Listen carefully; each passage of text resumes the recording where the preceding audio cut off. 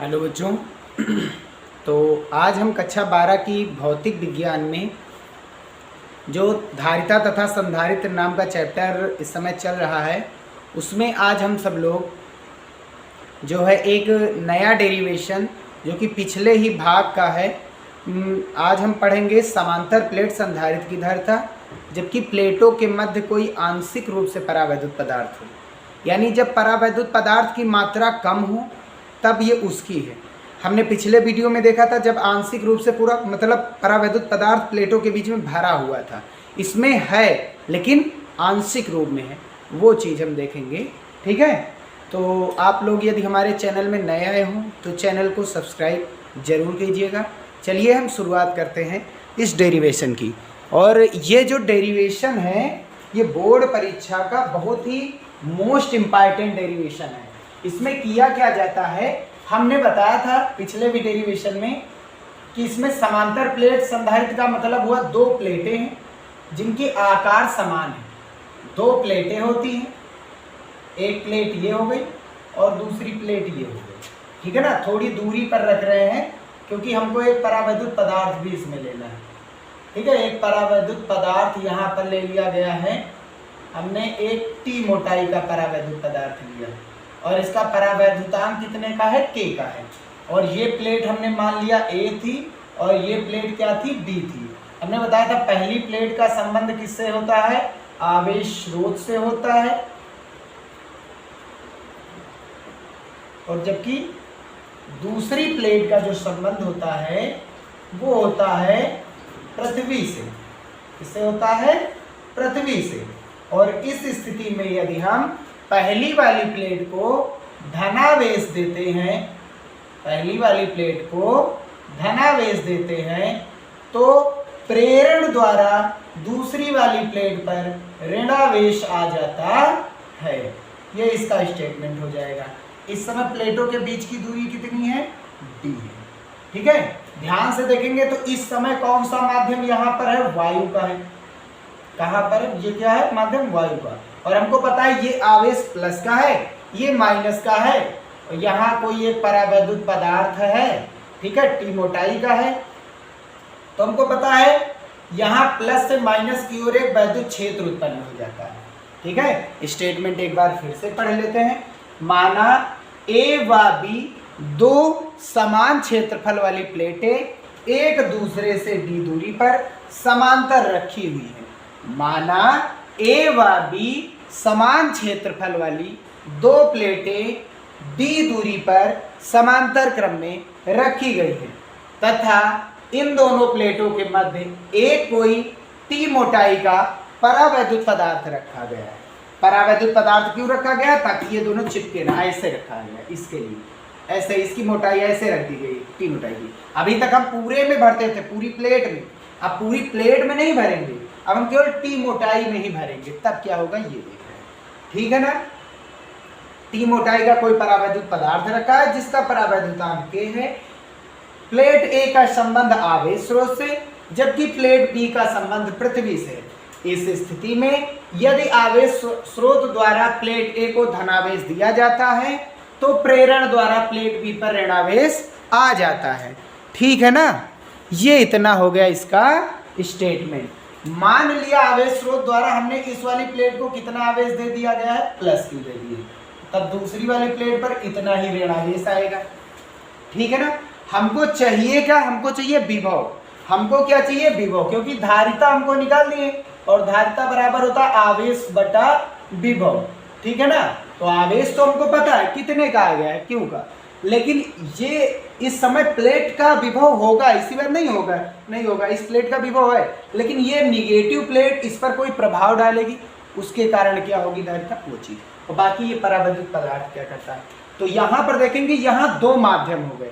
अंदर का माध्यम हो गया परावैद्युत और बाहर का माध्यम कैसा है, वायु। तो हम बारी बारी से सबका निकालेंगे। परावैद्युत पदार्थ क्या होता है, परावैद्युत पदार्थ एक ऐसा पदार्थ होता है जिससे हम विद्युत धारा को नहीं निकाल सकते लेकिन उसके प्रभाव को निकाल सकते हैं, यानी उसके प्रभाव का अनुभव कर सकते हैं। और ये या फिर आवेश नहीं जा सकता, यानी यहाँ से यहाँ पर आवेश नहीं जा सकता लेकिन उसका प्रभाव जा सकता है, ये काम करता है। बाकी तो हम जानते हैं ये वैद्युत क्षेत्र, बल, विभव, इन सब के मान में कमी करता है, ये चीज होता है ना। ठीक है, तो हमको पता है इसके अंदर वैद्युत क्षेत्र का प्रभाव है, लेकिन वैद्युत क्षेत्र जा नहीं सकता है, इसका प्रभाव है। ठीक है ना। तो चलिए हम पहले क्या देखते हैं, वायु के लिए। वायु के लिए ये पहला नंबर है, वायु क्या निकालेंगे, हमको चाहिए वायु के लिए प्लेटों के मध्य वैद्युत क्षेत्र, या वायु में प्लेटों के मध्य वैद्युत क्षेत्र, प्लेटों के मध्य विद्युत क्षेत्र वो कितना है हमको पता है, एक प्लेट प्लस की दूसरी माइनस की, तब वैद्युत क्षेत्र कितना होता है, सिग्मा अपान इप्सिलॉन नॉट। अब क्योंकि हमको पता है ये वायु की बात हो रही है, तो वायु की बात हो रही है तो कैपिटल के का मान यहाँ पर क्या होता है, 1 होता है। ठीक है ना, निर्वात या वायु के लिए कैपिटल के का मान 1 होता है।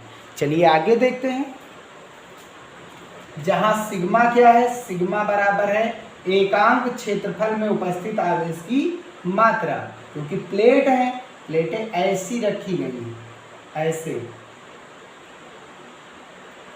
ठीक है, कितने क्षेत्रफल वाली, एक क्षेत्रफल वाली। ठीक है, ऐसे रखी गई है प्लेटें। ये प्लेटें वृत्ताकार भी हो सकती हैं, बाकी किसी भी आकार की हो सकती है। ठीक है ना। तो ये वायु की बात हो रही, तो मान लेंगे वैद्युत क्षेत्र क्या आया, E1। अब हमको पता है विभव के लिए क्या निकालना, विभव।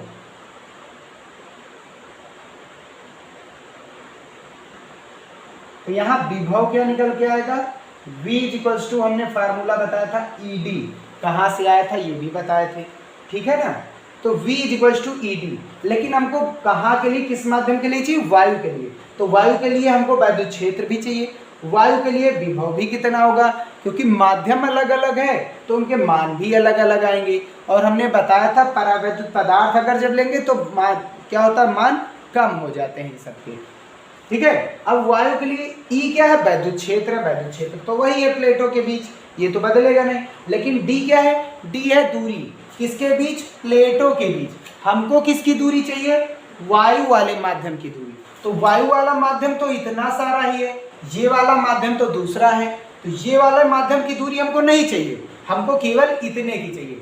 तो ये वाली दूरी हमको नहीं चाहिए। टोटल दूरी कितनी है, टोटल दूरी है 3, ये वाली हमको चाहिए नहीं, तो इसे हम क्या करेंगे, निकाल देंगे। कितनी दूरी है इसकी, T, तो इसकी दूरी हम क्या करते हैं, निकाल देते हैं। केवल वायु के लिए दूरी चाहिए, तो ये टोटल दूरी है D। ये वाली माध्यम अलग है, यहाँ माध्यम वायु यहाँ नहीं है, तो ये वाला हम क्या करते हैं, निकाल देते हैं, अलग निकाल देते हैं। तो D में से कितना निकाला गया, T निकाला गया, ये वाला भाग आ गया। अब हम यहाँ पर E की वैल्यू को पुट करेंगे, तो जब E की वैल्यू को पुट करेंगे कितना दी गई, sigma upon epsilon not bracket में D माइनस T। ये किसकी वैल्यू आएगी, विभव की। अब क्योंकि वैद्युत क्षेत्र कितने का है, E1 का है, तो विभव भी कितना आएगा, V1, विभव भी कितना आएगा, V1। ये इक्वेशन नंबर क्या बन गया, फर्स्ट बन गया। हमको वायु के लिए विभव पता चल गया, विभव अदिश राशि है, इसका विभव, इसका विभव। देखो वायु वाले का विभव, परावैद्युत पदार्थ वाले का विभव हम जोड़ देंगे, हमको पता चल जाएगा प्लेटों के मध्य विभव का अंतर, यानी विभवांतर या विभव कितना है। ठीक है ना। ठीक है, चलिए आगे देखते हैं। पहले माध्यम के लिए तो हो गया, अब कौन सा माध्यम बचा है, परावैद्युत माध्यम के लिए, परावैद्युत माध्यम के लिए। तो इसके लिए K का मान क्या रखना पड़ेगा, K रखना पड़ेगा, क्योंकि परावैद्युतांक कितना है, K है। ठीक है ना। अब क्या निकालेंगे हम, विद्युत क्षेत्र, परावैद्युत पदार्थ में विद्युत क्षेत्र। कहाँ पर, परावैद्युत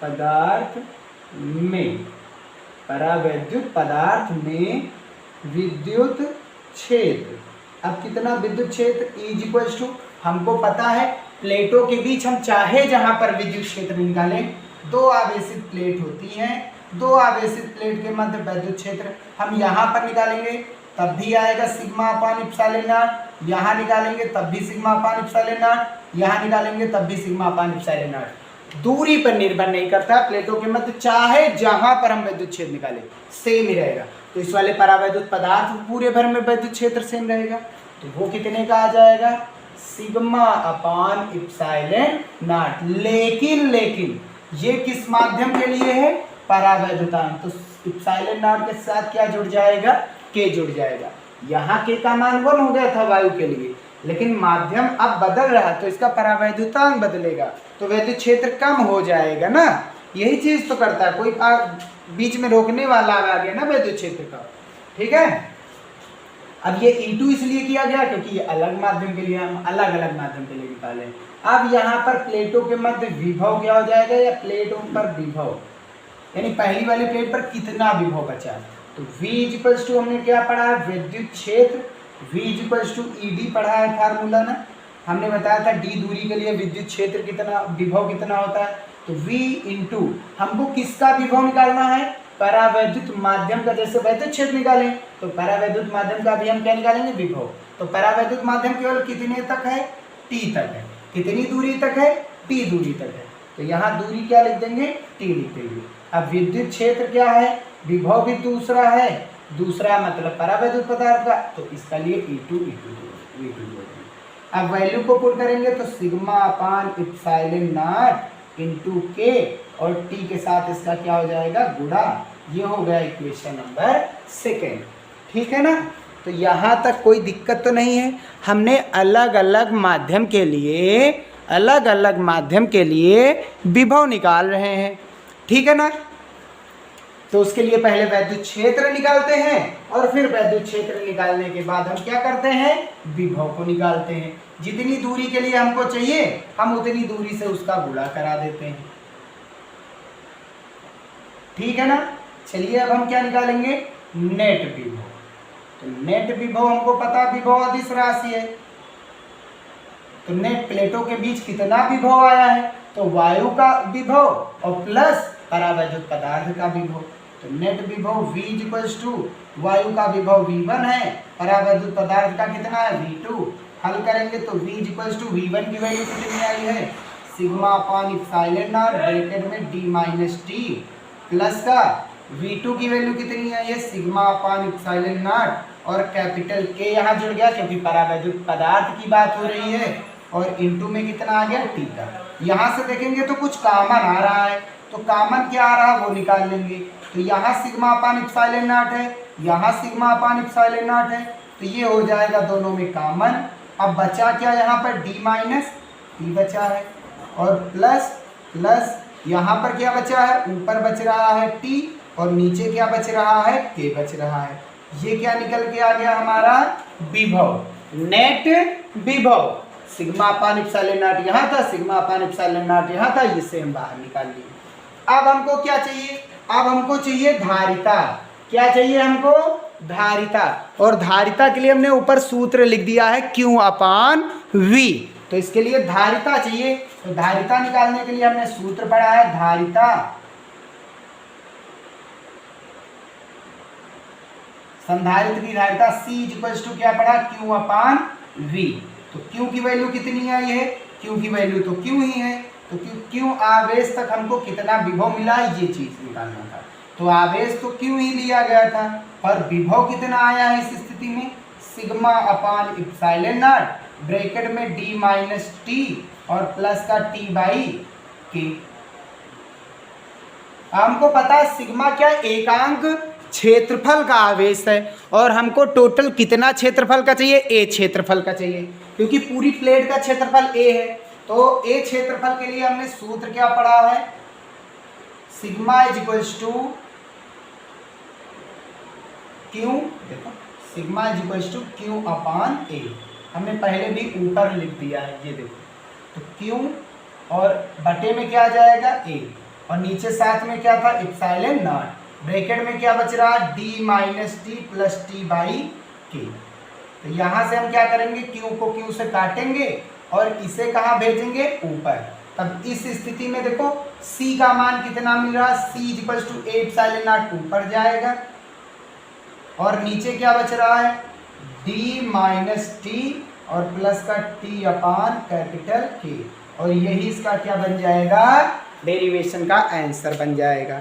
ठीक है ना, कुछ किया नहीं गया है, सेम वही चल रहे हैं। वायु के लिए हमने अलग विभव निकाल लिया, परावैद्युत पदार्थ का अलग निकाल लिया, क्योंकि माध्यम अलग अलग है, विभव कम हो जाएगा।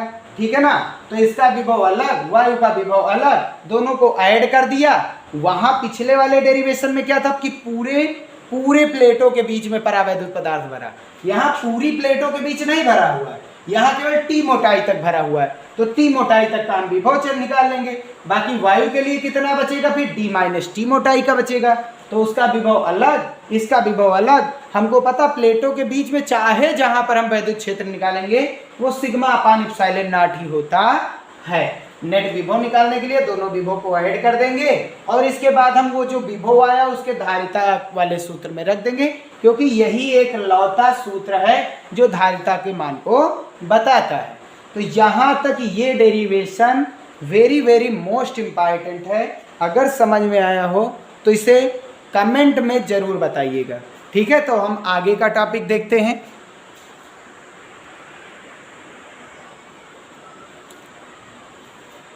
तो चलिए हम नेक्स्ट टॉपिक देखते हैं, संधारित्रों का संयोजन।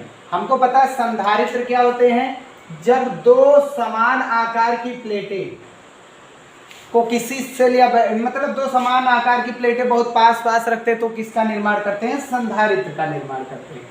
ठीक है, सेल में क्या होता है, एक प्लेट होती है बड़ी और दूसरी होती है छोटी, बड़ी वाली हमेशा पॉजिटिव और छोटी वाली निगेटिव। सेम इसमें भी होता है। इसमें क्या होता है, सेल वाले में तो विभव दोनों के समान नहीं होते, इसका बड़ी वाले का ज़्यादा छोटी का कम, लेकिन इसमें क्या होते हैं, दोनों पर आवेश समान होते हैं। सेल वाले में आवेश समान नहीं होते, लेकिन इसमें सेल आवेश समान होते हैं। पहली प्लेट पर जितना उतना दूसरी प्लेट पर। इसे पढ़ने से पहले हम जानेंगे सबसे पहले ये वाले दो पॉइंट। इसमें क्या है, बिंदु बदलने पर विभव बदलता है, ये पॉइंट नोट कर लीजिए। बिंदु बदलने पर विभव का मान बदल जाता है और तार बदलने पर, चालक जो तार थे उनको बदलेंगे तो आवेश का मान बदल जाता है। ठीक है ना। अब संधारित्रों का संयोजन क्यों करते हैं, जैसे हमको मार्केट में चाहिए, हमको मार्केट में जा रहे हैं लेने संधारित्र, कैपेसिटर, कंडेंसर वगैरह लेने जाते हैं, तो हमको 6 माइक्रोफैरेड वाला चाहिए, लेकिन 6 का ना मिल करके उसमें 3-3 माइक्रोफैरेड वाले मिल जाएंगे। तब उसको क्या करेंगे, हम संयोजित करके 6 माइक्रोफैरेड बना लेंगे। अगर हमको 12 का चाहिए तो हम क्या करेंगे, 12 का चाहिए तो उसको भी हम क्या करेंगे, उतने ही कैपेसिटर ला करके हम उसको श्रेणी क्रम या समांतर क्रम में जोड़ करके अपना काम चलाते हैं। ठीक है ना। तो अब हम देखते हैं संधारित्रों का संयोजन। ये भी 2 प्रकार से होता है, जैसे कि हमने प्रतिरोध का संयोजन पिछली क्लासों में पढ़ा है कि 2 प्रकार से होता है, श्रेणी और समांतर या पार्श्व क्रम। तो इसमें क्या होता है, श्रेणी क्रम संयोजन किसे कहते हैं, श्रेणी क्रम संयोजन में जितने भी संधारित्र, हमने देखो यहाँ पर कितने लिए हैं संधारित्र, 1 2 3 संधारित्र लिए। पहले संधारित्र की धारिता C1, दूसरे की C2, तीसरे की C3। ठीक है ना, ये इतना आवेश ले सकता है। ये आवेश कितना लेगा, ये C1 C2 C3 बताएंगे। इस स्थिति में देखो 3 संधारित्र लेंगे। पहले संधारित्र की जो पहली प्लेट है उसका संबंध हम बैटरी के पॉजिटिव टर्मिनल से, बैटरी के धन टर्मिनल से, पहले संधारित्र की पहली प्लेट का संबंध बैटरी के धन टर्मिनल से, जबकि दूसरी प्लेट का संबंध दूसरे संधारित्र की पहली प्लेट से। इसकी दूसरी प्लेट का संबंध दूसरे वाले संधारित्र की पहली प्लेट से, और दूसरे वाले संधारित्र की दूसरी प्लेट का संबंध तीसरे वाले संधारित्र की पहली प्लेट से करते हैं, और तीसरे वाले संधारित्र की जो दूसरी प्लेट है उसका संबंध हम बैटरी के ऋण टर्मिनल से कर देते हैं। तो ये हुई हमारी श्रेणी क्रम संयोजन। अगर हम देखेंगे तो देखो इसमें तार कितने हैं, 2 हैं।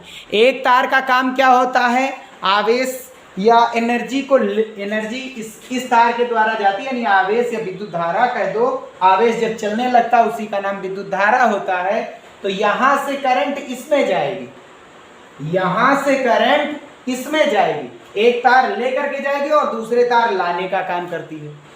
ठीक है, सेल हमेशा एनर्जी को देता है, विद्युत धारा नहीं, वो विद्युत धारा को घुमाने का काम करता है, विद्युत धारा को परिपथ में घुमाता है। सेल या बैटरी वो विद्युत धारा या ये सब चीजें, सेल या बैटरी विद्युत धारा को देते नहीं है, वो घुमाते हैं। ठीक है ना। और अभी हमको पता है ये बैटरी यूज में नहीं है, सेल यूज में नहीं है। क्यों नहीं है? अब ये बैटरी है क्योंकि ये कई सारी प्लेटें हैं इसमें। अगर एक प्लेट होती, एक पॉजिटिव एक निगेटिव, तो वो सेल होता। सेल में हम देखते हैं एक प्लस होता है, एक माइनस होता है। बैटरी में कई सारे होते हैं, जोड़ करके संयोजित करके बनाई जाती है। ये है हमारी कुंजी। क्या है? कुंजी। कुंजी या कह दो स्विच, कुंजी कहो या फिर क्या कह दो स्विच। कुंजी को जैसे ही करेंगे बंद, कुंजी को करेंगे बंद, स्विच को करेंगे ऑन, तो क्या होगा? विद्युत धारा घूमना शुरू हो जाएगी। ठीक है ना, यानी सेल या बैटरी यूज में आने लगेगा। तो क्या होगा? यहां पर देखेंगे तो यही इसी तार से क्या होगा? यहां एक ही तार है, एक ही तार द्वारा आवेश क्या हो रहा है? जा रहा है। तो तार बदलने पर आवेश बदलता है, लेकिन यहाँ तार कितने हैं? केवल एक। तो आवेश कितना मान लेंगे? ये V वोल्ट की बैटरी दे रही है Q, तो इसमें भी कितना आवेश जाएगा? Q। इस वाले में भी कितना जाएगा? Q, क्योंकि ये एक ही तार में आ रहे हैं। अब ध्यान से देखो, यहाँ पर A और B है, A और B के बीच कितने कैपेसिटर लगे? 1 2 3 लगे, और सभी अलग अलग बिंदु। ये वाला अलग बिंदु में, ये वाला अलग, ये वाला अलग, एक ही बिंदु में नहीं है, अलग अलग बिंदु में लगे। अलग अलग बिंदु है, यानी बिंदु बदलने पर क्या बदलता है? विभव। तो टोटल विभव कितना था? V। तो पहली वाली प्लेट पर कितना जाएगा? V1। दूसरी वाली प्लेट पर विभव कितना जाएगा? V2। तीसरी वाली प्लेट पर विभव कितना जाएगा? V3। अगर आवेश नहीं बदलता तो विभव बदल जाते हैं।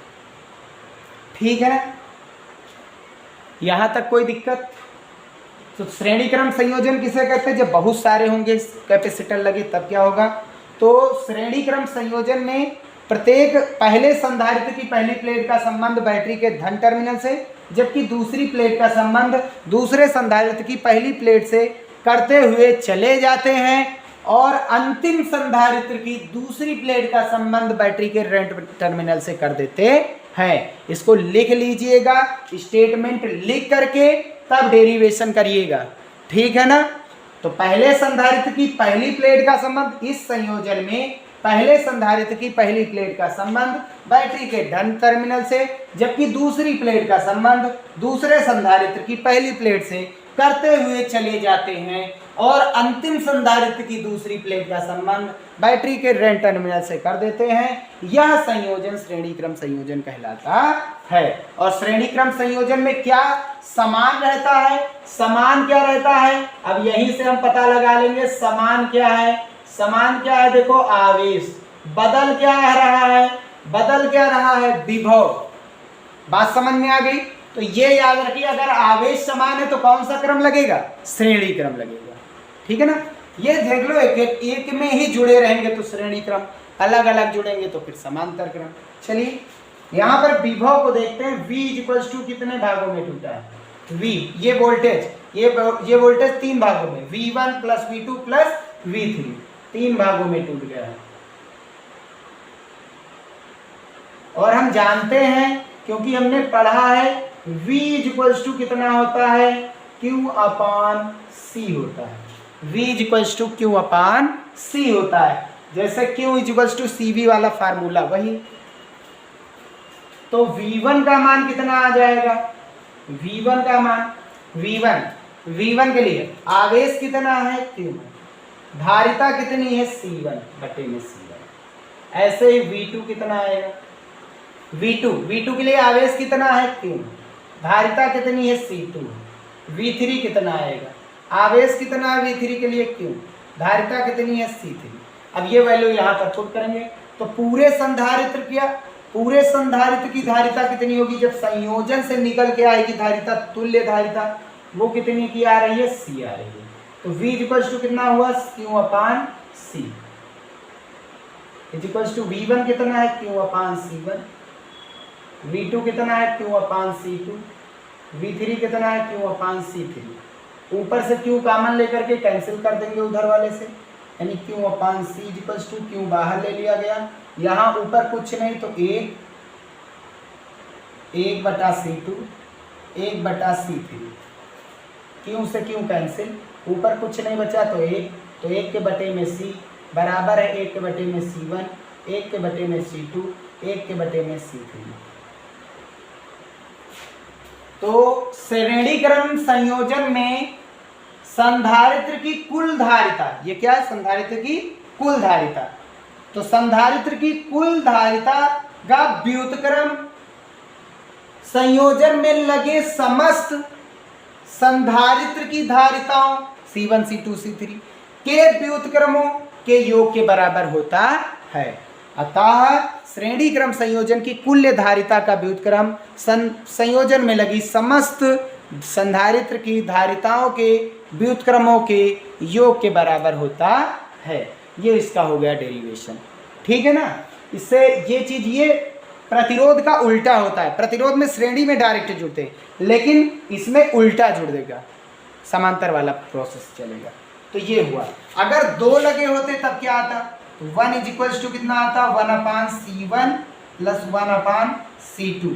इसको हल करेंगे तो C1 का गुणा C2 से कराएंगे तो C1 गुणा C2 क्रॉस गुणा C2 का 1 से C2 प्लस लगा प्लस C1 का 1 से C1 बराबर 1/C1।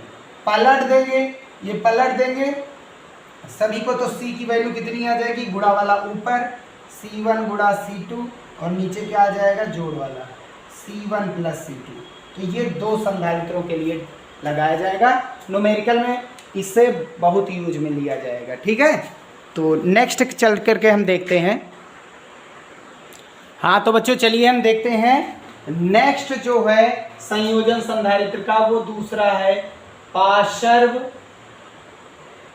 या समांतर क्रम।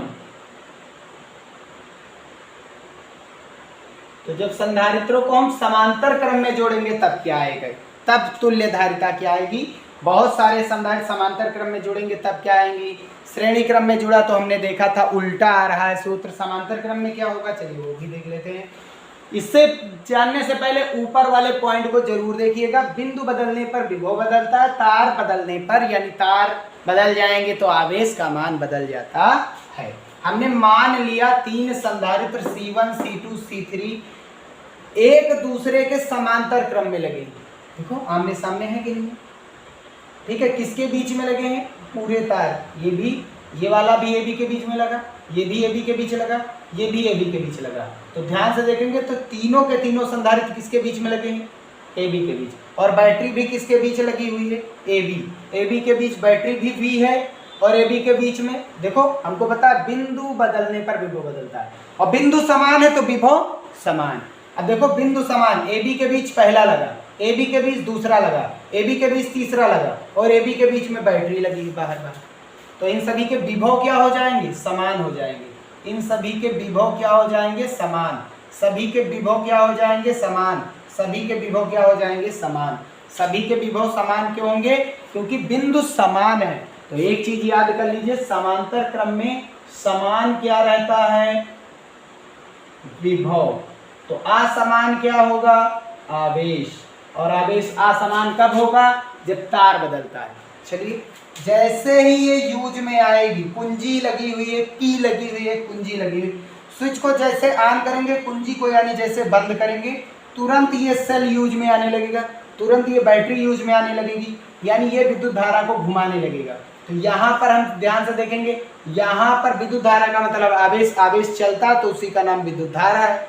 तो यहाँ से विद्युत धारा कितना जाएगा, ये पहली प्लेट है, दूसरी है, ये तीसरी है। तो इस ओर देखो, यहाँ पर आने पर 3 रास्ते हो गए। कितने तार अब बन गए, 3 तार। अभी तक कितना तार था, केवल एक ही था, एक तार था तो आवेश क्यू ही बना हुआ था। अब 3 तार हो गए। मान लिया पहले वाले तार से आवेश कितना जा रहा है, Q1, दूसरे वाले से कितना जाएगा, Q2, तीसरे वाले से कितना जा रहा है, Q3, यानी और यहीं से आवेश क्या हो जाएगा, बट करके यानी पुनः मिल करके यहाँ वापस आ जाएगा। यही घूमता रहता है, ठीक है ना। तार बदलने पर आवेश बदले, तो आवेश जहां बदलेगा, ध्यान से देखिए, जहां तार अलग अलग हुए तुरंत समांतर क्रम, तारा एक ही है तो श्रेणी क्रम, तार बदले जैसे तुरंत समांतर क्रम। चलिए देखते हैं आगे। तो इसमें हमको पता आवेश Q जो है वो कितने भागों में चेंज हो रहा है, 3। पहले वाले में Q1 गया, दूसरे संधारित्र में Q2, तीसरे संधारित्र में कितना गया, Q3 गया। और हमने क्योंकि पढ़ा है सूत्र भी Q = CV, इस चैप्टर का पहला वीडियो जो था धारिता निकालने के लिए। तो पहला Q1 के लिए देखो धारिता कितनी है, Q1 वाले आवेश के लिए धारिता कितनी है, C1 है, और विभव कितना है, V है। ऐसे ही Q2 आवेश के लिए निकालेंगे, Q2 आवेश के लिए धारिता कितनी है, C2 है, विभव कितने का है, V का है। अब Q3 आवेश के लिए ध्यान से देखो, Q3 आवेश के लिए धारिता C3 और विभव कितना है, V। इतने में कोई दिक्कत, वैल्यू को पुट करेंगे तो यहाँ पर Q = CV हो जाएगा, Q1 की वैल्यू C1V, Q2 की वैल्यू C2V, Q3 की वैल्यू C3V। कॉमन क्या है तीनों में, V कॉमन है, बाहर निकालेंगे, अंदर बचा C1 + C2 + C3 बराबर किसकी वैल्यू आई, CV से। V से V कैंसिल हो जाएगा, तो तुल्य धारिता जो है C1 + C2 + C3 के बराबर होगी। तो अतः समांतर क्रम संयोजन की जो संधारित्रों की तुल्य धारिता आएगी, प्रत्येक संधारित्र से मिलकर के जो तुल्य धारिता आएगी वो प्रत्येक संधारित्र की धारिताएं C1, C2, C3 के योग के बराबर आती। इसमें डायरेक्ट जुड़ता है, उसमें इनडायरेक्टली जुड़ता है। समांतर क्रम संयोजन के लिए स्टेटमेंट क्या होता है कि इस संयोजन में प्रत्येक संधारित्र की पहली प्लेट का संबंध, प्रत्येक संधारित्र की पहली प्लेट का संबंध बैटरी के धन सिरे से, जबकि दूसरी प्लेट का संबंध बैटरी के ऋण सिरे से होता है। प्रत्येक संधारित्र की पहली प्लेट का संबंध बैटरी के धन सिरे से, दूसरी प्लेट का संबंध ऋण सिरे से हो रहा है, तो ये कहलाता है समांतर क्रम संयोजन। और ध्यान से देखिए, तीनों के तीनों, पहला वाला भी AB के बीच, दूसरा भी AB के बीच, तीसरा भी AB के बीच, और बैटरी भी AB के बीच, तो VA होगा, VA होगा, UV हो, ये VV हो जाएंगे। तो ये हुआ यहाँ पर समाप्त संधारित्रों का संयोजन। अब हम आगे के वीडियो में जो है इस पर आधारित जो है मोस्ट इम्पॉर्टेंट न्यूमेरिकल बालाजी प्रकाशन से जो जितने सारे क्वेश्चन हैं उन सभी को हम हल करेंगे। तो ये वीडियो पसंद आया हो तो वीडियो को लाइक और चैनल को सब्सक्राइब जरूर करिएगा। मिलते हैं नेक्स्ट वीडियो में, ठीक है ना। तब तक के लिए देखते रहिए हमारे YouTube चैनल आदर्श डिजिटल क्लासेस को।